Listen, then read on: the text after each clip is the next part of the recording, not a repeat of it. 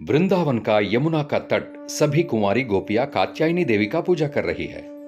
हे कात्यायनी देवी, कृपया करके नंद महाराज के पुत्र श्री कृष्ण को हमारे पति बनाइए। हम प्रतिदिन 1 माह तक व्रत करेंगे। एक दिन सभी गोपियां स्नान के लिए अपने वस्त्र किनारे उतारकर यमुना में स्नान करते हैं। तभी श्री कृष्ण चुपके से उनके वस्त्र उठाकर वृक्ष पर चढ़ जाता है। अरे, हमारे वस्त्र कहाँ गए? कौन ले गया? सभी गोपियां जब वृक्ष की तरफ देखती है तब श्री कृष्ण एक वृक्ष पर बैठकर हंसते हुए दिखाई देते हैं।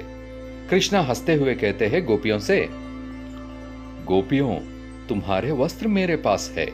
अगर इन्हें वापस चाहती हो तो एक एक करके तुम मेरे पास आओ और मुझे पहले प्रणाम करो और हाथ जोड़कर मुझसे प्रार्थना करो।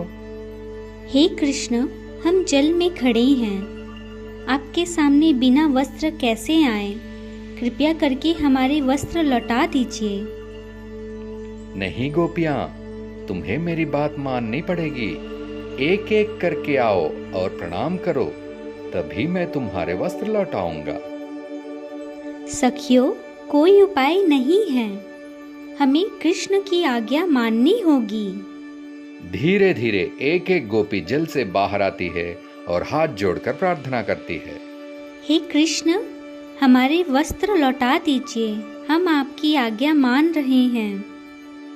गोपियों, तुमने कात्यायनी देवी से मुझे पति के रूप में पाने की प्रार्थना की थी। आज तुम्हारी प्रार्थना पूरी हुई।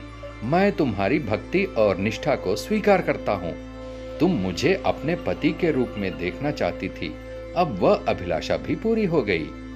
परंतु तुम सब बिना वस्त्र के यमुना जी में स्नान करती हो, इससे वायुदेव जी का अपमान होता है। तुम्हें उसे भी क्षमा मांगनी चाहिए। हे वायुदेव, हमसे अपराध हुआ है।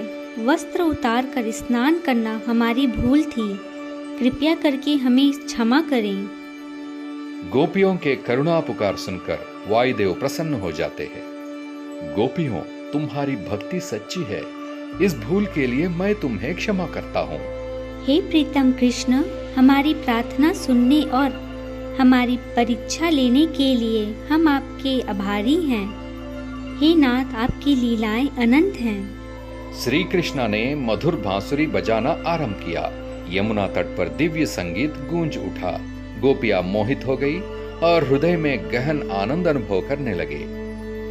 इस घटना को ही गोपियों का चीरहरण कहा जाता है। इसमें भगवान ने गोपियों के प्रगाढ़ भक्ति स्वीकार किया। राधे राधे। जय श्री कृष्ण।